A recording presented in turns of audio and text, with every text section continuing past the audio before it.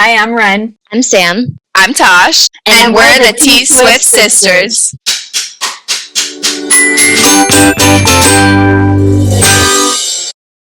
Welcome back to the T-Swift Sisters podcast, a Taylor Swift fan podcast for Swifties by Swifties. In today's episode, we're talking Taylor Swift, the Eras Tour, Taylor's version, the UK economy, and a New York Taylor Swift exhibit. Here's this week's Swift Scoop.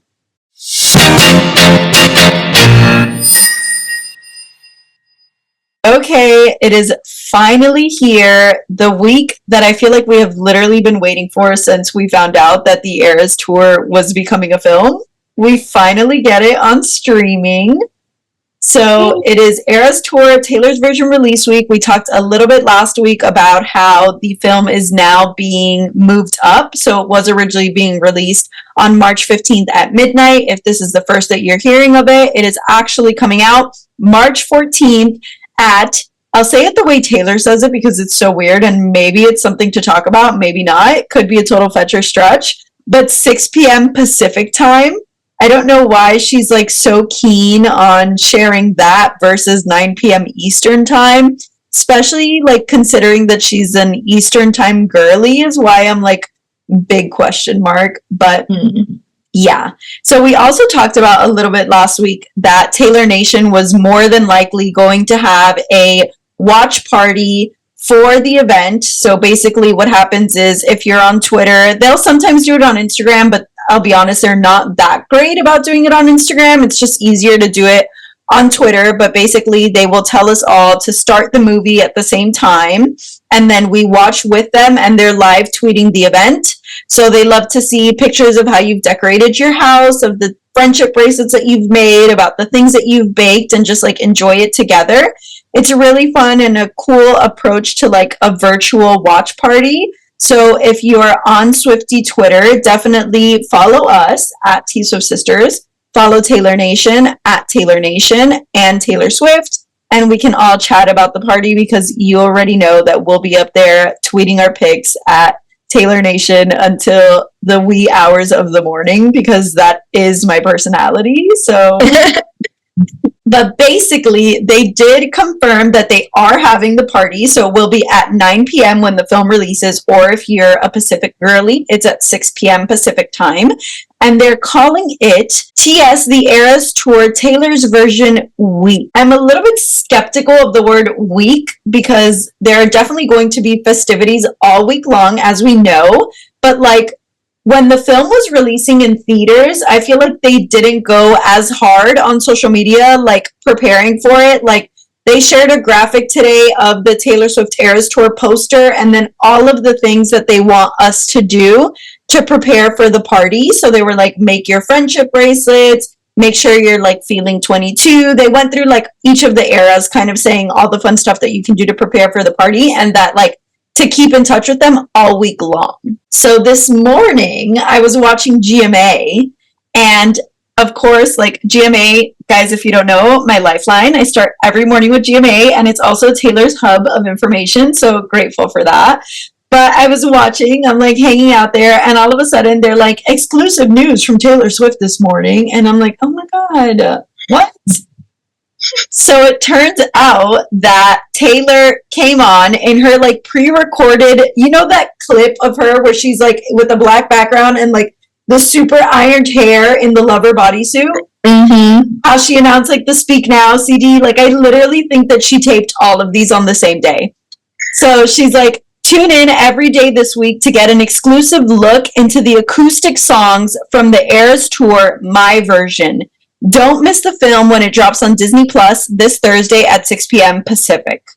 So GMA and Taylor Nation are calling it a week of events. And then as we know, there's the 4 additional acoustic songs that will be on Disney Plus, on the Disney Plus version, as well as Cardigan. So what are we thinking about like this whole week of events? Do we think that it could mean that there's extra stuff coming? Are we just like, is it a super stretch? Am I in a super stretch limo right now? Like... Am I thinking too much of it? Like, please tell me if I am. No, I think the fact that they're using the word week implies that there's like more coming, more like things things that are going to be given to us other than like things related to the release of the movie, of the film. Okay, so do you think it has to do with Eras Tour, or is it TTPD? That's tough. Right? Because now we're like, really, I feel like this film being released the first week of Taylor's break, right? And then we have until May 9th until the show starts again. Is this the end of the Eras Tour as we know it? Is like, you get what I'm saying? Like, right, this version of the Eras Tour. Because I'm kind of thinking like, also, and it's a little bit sidetracking, are we going to get a different Eras Tour once TTPD comes out? I'm glad you brought that up because I actually, like, I was thinking I wanted to talk about that, but I didn't know how to make it like a story. Right. I think it's important we like give our thoughts because, like you said, like TTPD is going to be released and then it's the next, you know, leg of Eras Tour. Like, I'm assuming there's going to be a new, I don't know about set list, but like new era / segment, right? Where she performs some TTPD. Like, I don't know. What do you think? I think that's what we wondered all along, was how she would separate it if something came along in the time of Eras Tour. So I feel like the question is, would she exclusively hold that for later performances, or is that something that she's just going to blend into Eras Tour and kind of leave it at that? Like, if we're getting TTPD concert content, it will either be ingrained somehow in Eras or later on in the future as its own tour. Right. Okay, so I've seen some stuff online. So some people have said that their thoughts are maybe there's no longer an acoustic set and that becomes like a TTPD set. And I have to add in here that I did see yesterday that like the, you know, the little part that comes out before the album comes out that says what genre it is. Yeah. It's a pop album. So I don't know, you know, like maybe we were thinking it was going to be sad. So it makes sense that the guitar and piano replace it because it's like already kind of like not sad, but like not super poppy in that time.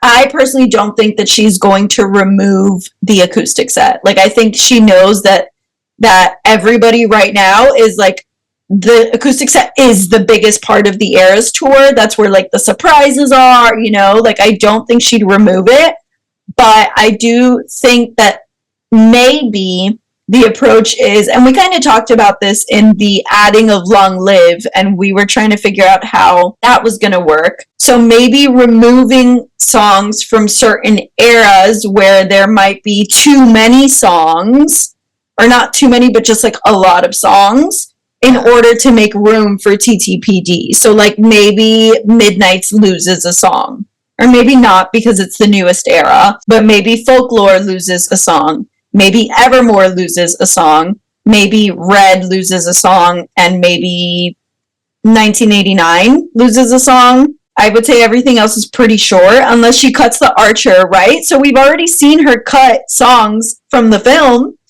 So maybe those are the songs that she cuts in order to make room for TTPD. And then if you want to go watch those songs be played, you watch it on streaming. That would be her planning ahead. Like, Right. So like we already have a version where these songs live, and then now in the future, these songs are gone, and we have a TTPD set. Are you saying like its own transition into TTPD, like the rest of the eras? I'm saying like, okay, so the songs that she removed on the original Eras Tour film was The Archer, Cardigan, Long Live. What was another one? I think there was one from 1989, right? So that's like 4 or 5 songs in total that were removed. Those songs stay removed on the Eras Tour moving forward, and then TTPD has an actual era on the tour. Okay. and the it's still the same concert time. It just doesn't. It doesn't affect the concert time. Mm-hmm. You're just missing those songs, and then you have like after 1989 and the acoustic set, instead of going straight into Midnights, you have TTPD and then go into Midnights. I think like I agree with you that I don't think she'd remove the acoustic set. I think we know, like she said it a lot, like I love this part of the show, like we live for the songs that aren't on the set list. I do think TTPD is gonna get like an era or a section. Like, I don't think she'd release an album on a break and then start Eras Tour and ignore it, or like just not include it as the others are. I kind of agree with you though, making like Evermore and Folklore shorter and adding TTPD, and maybe that was like almost like it the whole time. Like, she had Folklore and Evermore be so long because she hadn't performed it live ever, and then now it's the same kind of thing. She hasn't performed this live ever, and now it's gonna replace, maybe like she'll remove like half those songs and add TTPD. But also, like, if she adds it, where do you think she'd add it? Because you, like, ending with Midnights is so iconic. Yeah, that's why I said Midnight Stays as the last, because I don't think she's gonna take off Karma as the last song with the confetti. But now that you mentioned that, I'm like thinking it depends on how the album sounds truly, and like what the actual aesthetic of the album is, and we won't know that until the songs come out, I think. But I'm thinking somewhere between Folklore and the start of Midnights. So like either Midnights gets pushed back and like it's still the last one and TTPD is right before it. And I think it's going to be like a surprise approach. Like the first show on the like when that break ends is not going to know when it's coming. So it's not going to be the first thing.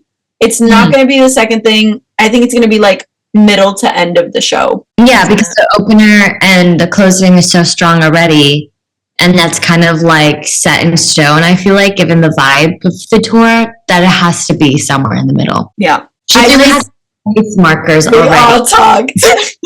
We're doing the math in our head. Okay, what were you gonna say, Sama? No, just that she has kind of like place markers already set, I think, for like what's not the most value, but what's the most concrete in the show. So like we said, the opening, the closing, and the acoustic, because I'm not going to take away the most anticipated part of the show. So that kind of gives like timestamps as to like the structure of the show, and she has like room in between to work with, like to move around, which is why she's taken off songs, added songs. And so we'll probably see that with TTPD. I don't think that she's going to touch Rep either. I think she knows the chokehold that Rep has on the fandom and like the chokehold that it has on the newer Swifties. Yes. Because like it's feral every time. I really don't think that she would touch Rep either. So that's what I was thinking in terms of looking at what's already been re-recorded and released. Is that like fair game of removing from those that have already been released as re-records, because we've like lived it over again, we've had its moment, we've had its era, but something like Rep, for example, or even Debut that we don't have anything, you know, like, are we going to have more presence of that in this show along with TTPD? And I've also heard the mention of maybe cutting All Too Well or shortening it to the 5-minute version. I'm not sure about that, but I do really think something about the reason why these songs were cut for the film the first time. And I've convinced myself, maybe it's Delulu, maybe it's not, but I've convinced myself that it was maybe a feeler of what the crowd was wanting and how the show would look without these songs anyway. Mm-hmm. And like now they have a place to live. If somebody's like, oh, I really wanted to see that. Well, now you can go watch it on Disney Plus. The full show's there. Mm-hmm. Sure. Do we think that maybe she'll just, instead of like replacing the acoustic set, like just like have one song be from TTPD? Like almost, yeah, almost like just use TTPD as surprise songs. So I think it's either going to be like an era on the tour or just be surprise songs, because I mean, we literally, before Speak Now came out, it was the first like album released on tour. Mm-hmm. We had the whole discussion of like, are these songs now game for surprise songs? And we were kind of like unsure because the songs had literally just come out. And she proved us wrong by literally on the day that Speak Now came out, she performed When Emma Falls in Love, like that same night. So it came out at midnight, and then that same night she played When Emma Falls in Love. So it definitely will not be ignored. I think it's a matter of it's either going to be surprise songs from TTPD for a while, or maybe like sprinkled here and there, or an entire set on the eras. Because the thing is, too, if you think about it, gosh, I'm like, the math is not mathing now, because where does TTPD fit on the eras poster? Where does it fit in the aesthetic that's already there in the Lover House? And this is why such a big part of the puzzle of the eras. This is why when I had said she might release TS11 in the middle of eras, this is why you even convinced me she wouldn't, because like, no, eras is set in stone. The merch is there. The like logos are there. Everything is there. Unless what if it's like the background of the Lover House? Like behind the house. Like the Starry Night or whatever that they have like in the Christmas thing where you clicked on the stars, whatever. It's like the background of the Lover House. But that's giving Midnights. That's not giving TTPD. I guess. Because it's like a Starry Night. That's like so Midnights aesthetic. But when it's like being set on fire in the show, what's like the background? Fire. Like everywhere fire? Yes. What is it before it's fire though? Like what? I need to look it up. Like I need to know what color. But even think of like what we've gotten so far. There aren't visuals like there were for Midnights in the sense of having. Remember, we were thinking of like, oh, what decade is this vibe? Oh, we see certain instruments. Like this is based on emotion. This is literally giving emotions through just her face or just a color. Like we're working with the bare minimum. So that's why I'm not sure if there's like you're saying, like a whole backdrop or visual to work off of. I don't know. This is so complicated. This is also so hard. Yeah, and I was thinking in terms of the show that everyone got, it would be so different adding a whole other era to the set list, because I feel like it would be a whole different show than what everyone has already seen so far. But that's a good thing, no? Like, I mean, it is, but she's not like, there's only international leg left, and then like 3 cities in North America. So what? Now everybody got Eras Tour Volume 1, and now we're like, and now we're all gonna have to go to the trenches to fight again for Volume 2. Exactly. That's why I'm like, how can it be added? I think I'm convinced that then it's not, and it's gonna just be an acoustic sprinkle. Yeah, I think I'm gonna go for acoustic sprinkle as well. That's fetch. I think it's the poster for me that really Yeah, that's when I started thinking about the aesthetic of the tour, and I'm like, literally this poster that we have seen absolutely everywhere. Where is TTPD now? And how does she become one with the Eras poster? Yeah. Unless it's all rebranded and there's whole new merch, but that could happen. It could happen. I mean, I have store credit, baby. Oh my god. And then extends the tour again to include. That'll be insane. When will this woman live? Never. The Tortured Eras department. Oh my god. Okay, I can see it now. Let's backtrack / sidetrack a little more backtrack than sidetrack, because we're still talking about the Eras Tour film that's being released on Thursday, which if you're listening to this podcast, that means tomorrow. Oh my god.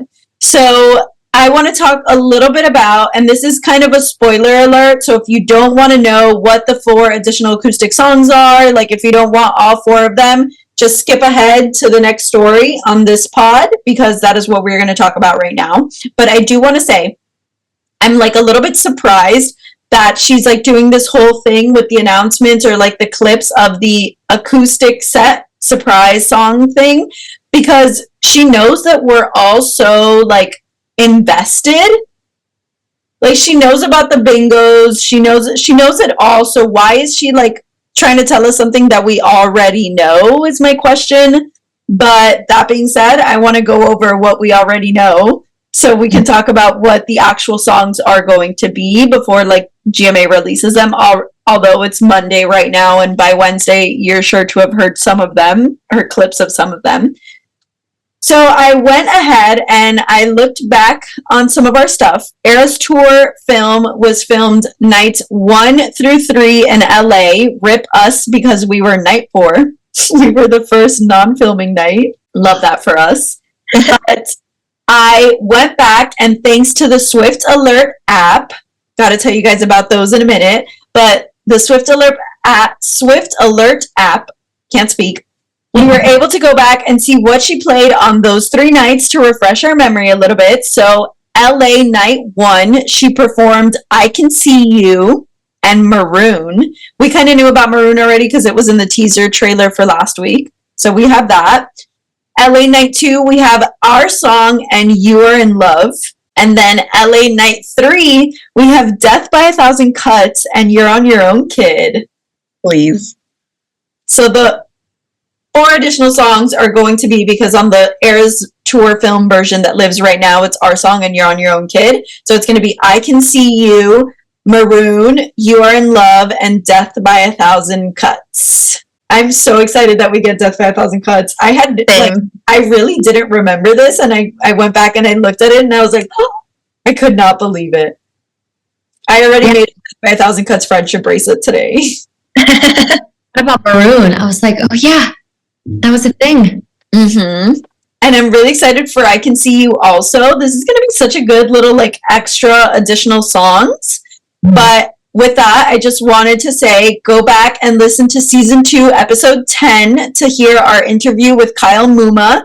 He's the creator of the Swift Alert app, which is what I was just talking about. And you can do super cool things like go back and see what songs were performed on what night from every single night of the Eras Tour. And it's free to download. You can give I think it's either $1 or $2 that they ask you to give to contribute to future updates and just like keeping the app running. Otherwise, you can use the free features on the app. So the app could be free if that's how you choose to use it.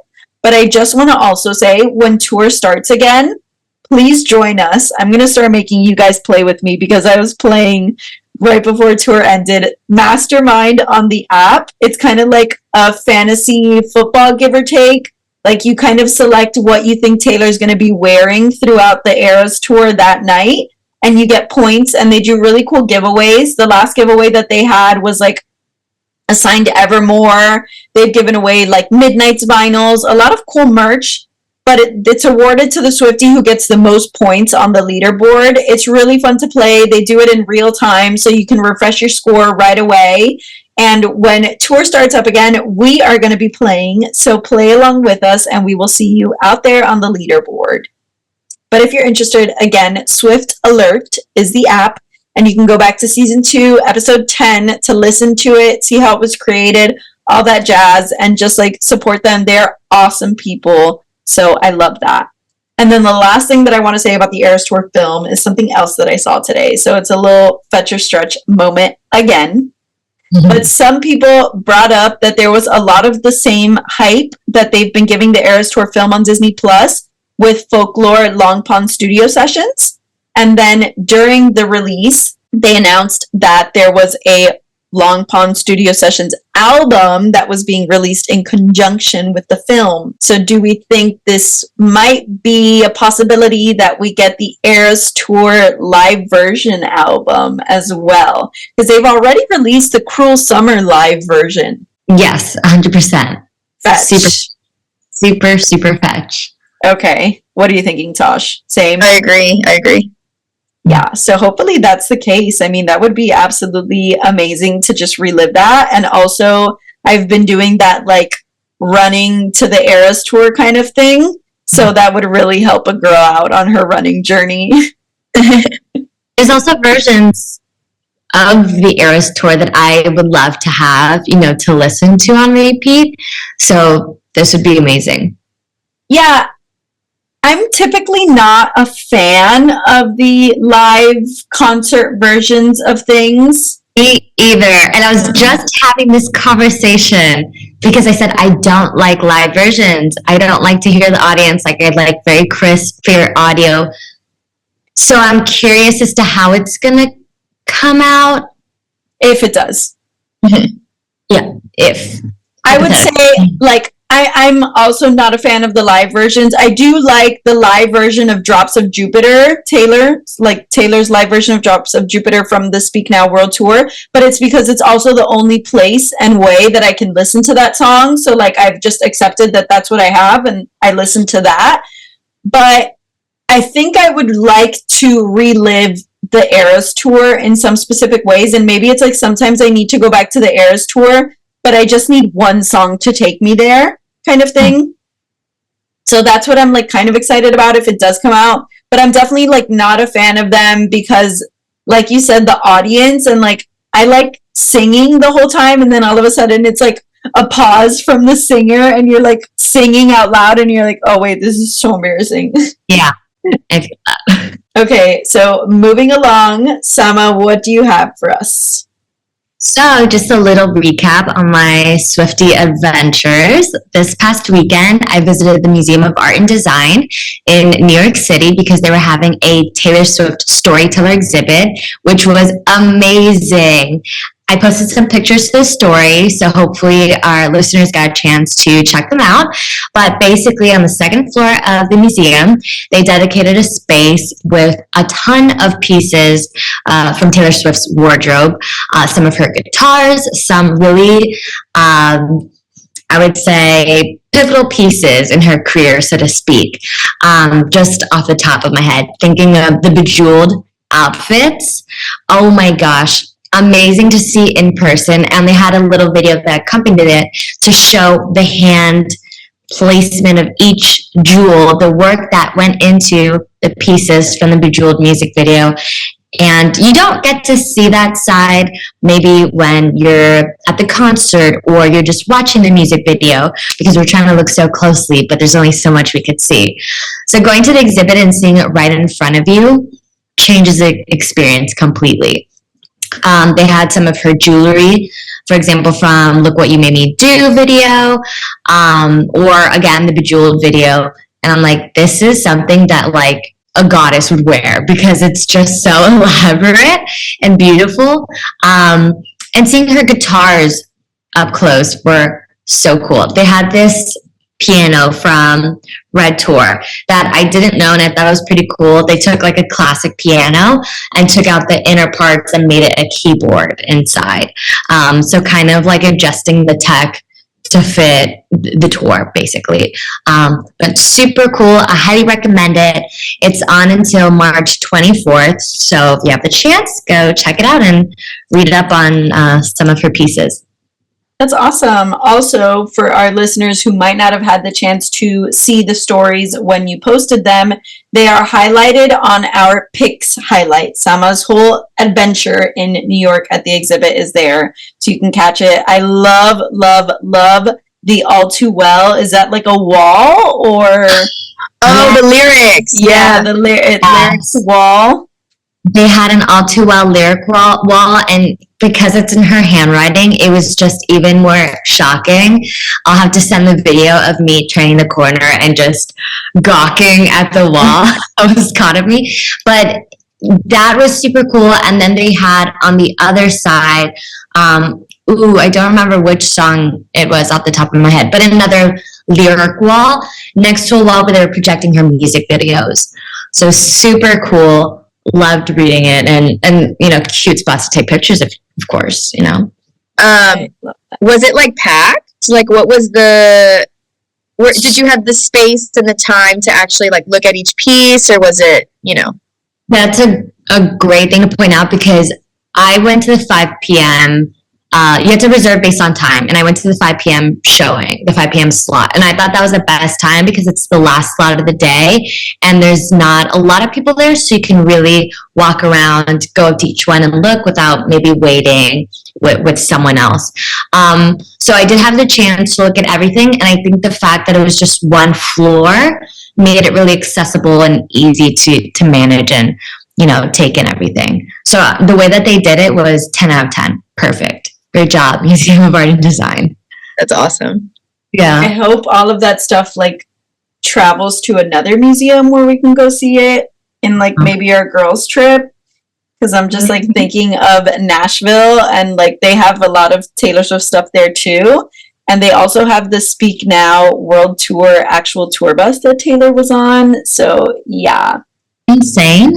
That could be a cool home for the pieces. Just saying, like they also have like a Taylor Swift educational center or something inside the Country Music Hall of Fame is where the Nashville one is. Just saying, like, if you guys were interested in like actually planning our sisterhood retreat for the year, Just saying. going through with it. Yeah, just saying. Like just like food for thought, honestly. So yeah, it was amazing. Check it out. I love that. And I'm excited that people can go back and relive it with you, or if they already saw it now, maybe if they're going to New York soon, maybe they'll like extend it a little bit because of TTPD release. There's going to be a lot of Swifties in town, so maybe it lives longer. But if not, you said March 24th? Yes. So 24th. Catch it before it's gone. You got like 2 weeks to go. Mm-hmm. And my last piece of news. Sorry, I forgot about that. So, BBC News released this really interesting piece of information. Despite the popularity of streaming music, they kind of did a piece on how the revival of vinyl records has made its way back into the UK economics. And of course, us Swifties have a really big impact on that. So, looking at last year, 1989 TV was the best-selling vinyl LP of last year. So the UK had their highest sale of vinyls since 1990. That's pretty crazy. And of course, with, the Swiftie community collecting these pieces, that was a real push for vinyl record sales. So much so that the Office for National Statistics in the UK is using vinyl record sales to analyze inflation, to analyze current pricing trends. And that's really cool because it relates to what's relevant in culture right now. So they kind of have something called like a basket, and involves like different goods, different products that are at like a peak in the moment, and see like how the prices are related like in that year compared to previous years. So vinyls made it back into that basket. They hadn't been considered in the economic review since 1992. So that's pretty big. Like they're actually taking vinyl records seriously, which is super cool.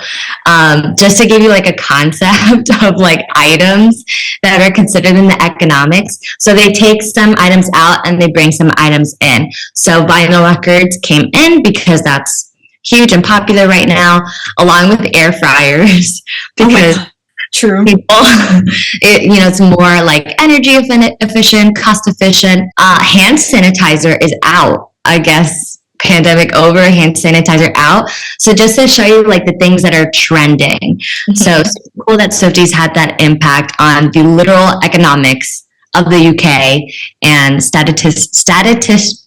I'm not going to try to say that word. People who study statistics taking it into consideration. So yeah, fun stuff happening.